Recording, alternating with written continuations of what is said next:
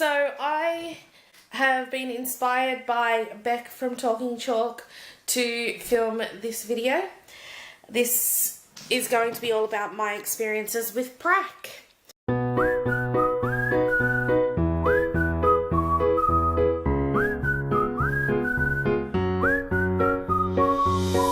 I'm about to be a supervising teacher for a Prac student.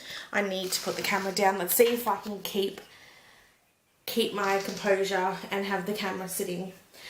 I'm about to be a cooperating teacher for a Prac student in the next couple of weeks, and it is something new for me to be a mentor teacher. I have had days where I've been on a class as a casual teacher and a Prac student has been there, but I haven't had my own Prac student. Last year I did have a Year 10 student come in and do work experience. Not quite the same, but yes. So I'm going to tell you all about my Prac, because my Pracs, I did multiple Pracs, because that is a great place to start. Shared experiences. I'm not sure if I have mentioned it yet, but Beck from Talking Chalk inspired this video.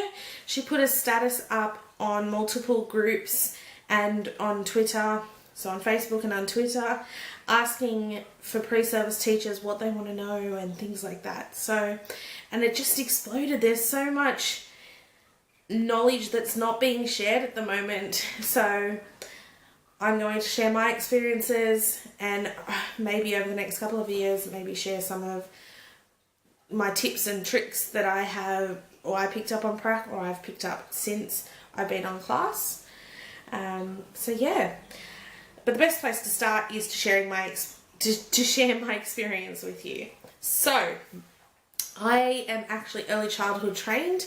My degree is a Bachelor of Education, birth to 12. So I can teach anywhere from birth in an early childhood setting as an early childhood teacher, all the way up to Year 6. So there's a big range, and my Pracs covered all of those ranges. When I say all of those ranges, I didn't have a Prac that covered Year 5 and Year 6. My highest primary Prac was a Year 4 class. However, I'm a 5-6 teacher. I have experience teaching from birth up to 12 years of age. So yes, I actually went and found all of my Prac reports, and while I can't show you because university symbols and all that sort of stuff is all over it, I thought I might share some of the things that I pulled out from my Prac reports. And to be honest, I graduated 4 years ago now, and I haven't looked at them since. So it's not something that, I guess I probably should have, but it's not something that I've pulled out and really reflected over lately. So it's been good to read back through them. Having looked through all my Prac reports, I did know this already, but having a look back through them, I didn't step foot into a classroom until my 3rd year. Yeah. You really need to set foot into a classroom early in your degree and set foot regularly. If I can suggest anything, it's to do some volunteer work in a classroom, volunteer as a helper, or in the library, or somewhere where you're around students of school age, learning how to build relationships. That's probably one of the key things key tips that I could give you. But yeah, volunteers, get yourself in there, because 3rd year is way too late to start getting into a classroom. Now, I did have Pracs before that, but they were early childhood Pracs, so they're a lot different. So yeah, I had 7 Pracs over my 4 years of university. 3 of them were school-based. 1 was in a kindergarten classroom, 1 was in a Year 2 classroom, and 1 was in a Year 4 classroom. they were all in southwestern Sydney and all in low socioeconomic schools. I currently teach in a low socioeconomic school. So it has been something that they set me up for where I am now, which has been great.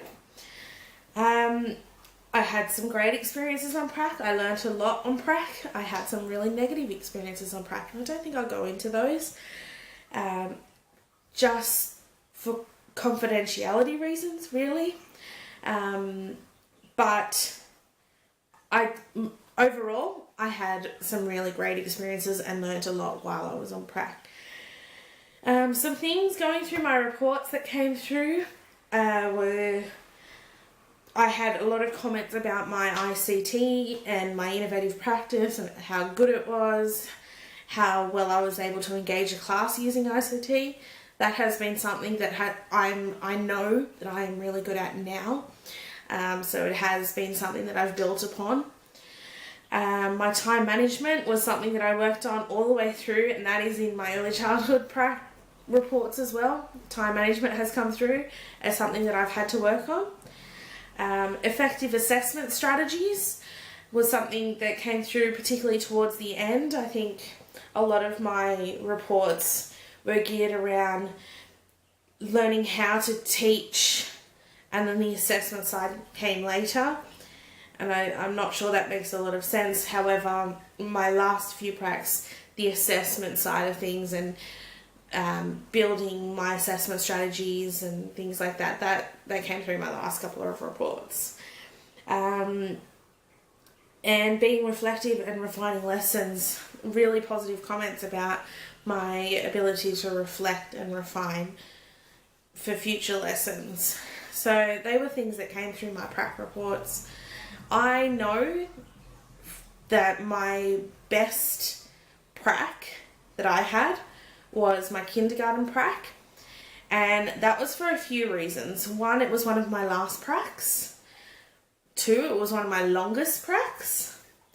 Three, and this is nothing against the teacher that, like my cooperating teacher, but the circumstances just went into my benefit.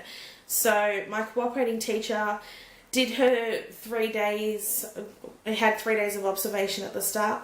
We did those 3 days of observation, and then she was sick after that. So sick that she wasn't at school for the 4 weeks of my prac after that. So she wasn't there to be my cooperating teacher. And yes, I would still email her, and so she wasn't sick enough that she couldn't communicate with me, but she was not well enough to come into the classroom. So she would be communicating with me via email, and we would plan lessons that way. That's something that has been so beneficial. That's something I do now. I plan my lessons with my, not really my lessons, plan my units and things like that with my stage partner. We do that mostly online. We do talk in person, but we have been able to keep that communication going. So that was something really great that came through from that prac. The fact that the normal teacher wasn't in the room, and all of a sudden I was that normal teacher because I was that constant for those students, because if I wasn't there, they had a rotating cycle of casual teachers. Which there's nothing against casual teachers, it's just that consistency and being able to be that consistent teacher for them, it was really, really good. I knew the way that the classroom was going to work. I knew that the lessons, their work didn't, or their units didn't have to stop and things like that. So it was really, really great. I learned the value of a casual teacher. Casual relief teachers aren't just these expendable people. They are wealths of knowledge. They have to walk into a different classroom pretty much every single day. They have to modify their behaviour. They do what you do in a prac in a day. So I learnt the value of that. I also learnt that value by being a casual relief teacher for a little while. But yeah, I learnt to work with other teachers and team teach with other teachers and yeah, that was my best prac overall. So yeah, other things I wrote down here, I've got my writing on here, which is why I keep looking down. But other things that I learnt from that was the importance of having a day plan. To use a pencil, because things always change. And that seems like such a menial thing, to use a pencil. However, trust me, in your day book, if you're not online like I am now, if you're writing your day on your day book, do it in pencil, because things will change. I've learnt how important support is and how to use it effectively. I learnt the value of communication. I learnt how to know my class and what made my class tick. So that was something really great that came out of that prac.